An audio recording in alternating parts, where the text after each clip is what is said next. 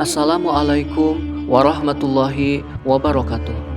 Sahabat Santri AA yang dirahmati Allah Subhanahu wa Ta'ala, semoga kita ada dalam lindungannya.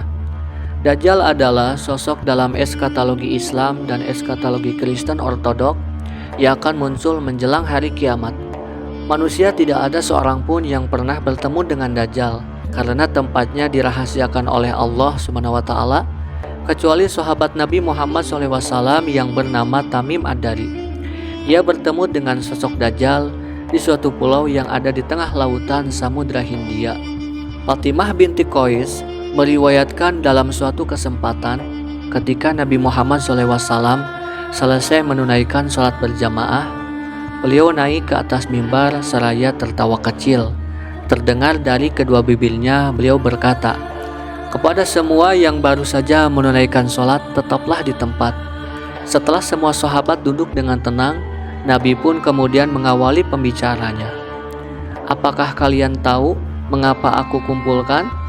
Para sahabat menjawab, "Allah dan Rasulnya lebih mengetahuinya." Nabi Muhammad SAW kemudian melanjutkan pembicaranya. "Demi Allah, aku tidak mengumpulkan kalian untuk sebuah kabar yang menyenangkan ataupun kabar yang menakutkan. Namun aku kumpulkan kalian karena Tamim Ad-Dari yang dulunya seorang Nasrani, dia datang berbeat kepadaku dan masuk Islam. Selain itu, ia juga menyampaikan suatu kisah yang sesuai dengan apa yang ingin aku ceritakan kepada kalian tentang Dajjal." Tamim bercerita, lanjut Nabi Muhammad SAW, bahwa suatu ketika dirinya menaiki kapal laut bersama 30 orang dari kabilah Laham dan Judam. Selama 1 bulan lamanya, mereka terombang-ambing di atas lautan, sampai akhirnya berlabuh di sebuah pulau menjelang matahari terbenam. Kemudian mereka duduk sejenak tak jauh dari kapal.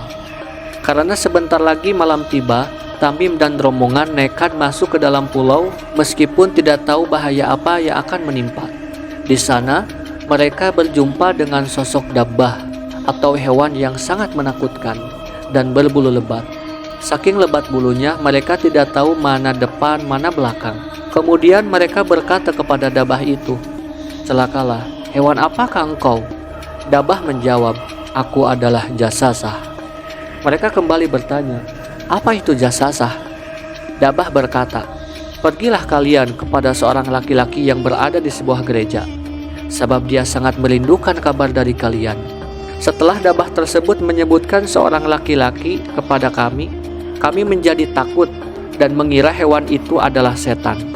Meski rasa takut menyelimuti, namun kami penasaran dan segera menuju ke gereja yang ditunjukkan hewan tadi. Begitu kami sampai, ternyata benar di dalam gereja ada sosok manusia yang sangat besar yang belum pernah kami lihat sebelumnya. Dia diikat dengan kuat, sedangkan kedua tangannya disimpan di tengkuknya. Dari kedua lutut sampai mata kakinya terikat dengan besi. Lalu kami pun berkata, "Celakalah, siapa kamu?" Manusia raksasa itu menjawab, "Kalian sudah bisa mengetahui kabarku. Sekarang sampaikanlah kepadaku siapa kalian." Lalu rombongan Tamim menjelaskan dari mana asalnya mereka dan kenapa sampai di pulau itu. Kemudian manusia raksasa itu berkata, "Sekarang sampaikanlah kepadaku tentang kurma Baisan." Kurma Baisan merupakan perkebunan kurma yang ada di wilayah Palestina. Kami balik bertanya, "Tentang apanya yang ingin kau tanyakan?" Laki-laki itu menjawab, "Yang aku tanyakan kepada kalian, apakah kurma itu masih berbuah?" Rombongan Tamim menjawab, "Masih berbuah." Laki-laki itu berkata, "Sebentar lagi tidak akan berbuah." Kemudian manusia raksasa itu bertanya kembali, "Apakah Danau Tobariyah masih ada airnya?"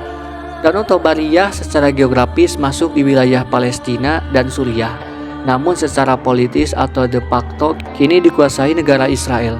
Mereka menjawab, "Airnya sangat banyak." Laki-laki itu berkata, "Sebentar lagi airnya akan habis." Kemudian manusia raksasa itu bertanya kembali, "Apakah mata air Jugor masih jadi sumber mata air bagi penduduknya?" Mata air Jugor terletak di desa dekat Laut Merah di Jordania. Mereka menjawab, "Airnya masih banyak, bahkan penduduknya masih bertani dengan air itu." Dan laki-laki dalam gereja itu kembali menanyakan pertanyaan terakhirnya. Dia berkata, Kabarkanlah kepadaku tentang nabi orang-orang Arab. Apa yang telah dia lakukan?" Tamim dan rombongan menjawab, "Dia lahir di Mekah dan hijrah ke Madinah." "Apakah orang-orang Arab memeranginya?" tanya laki-laki itu. "Betul," jawab mereka. "Lalu apa yang dia lakukan terhadap orang-orang Arab?" tanya laki-laki itu.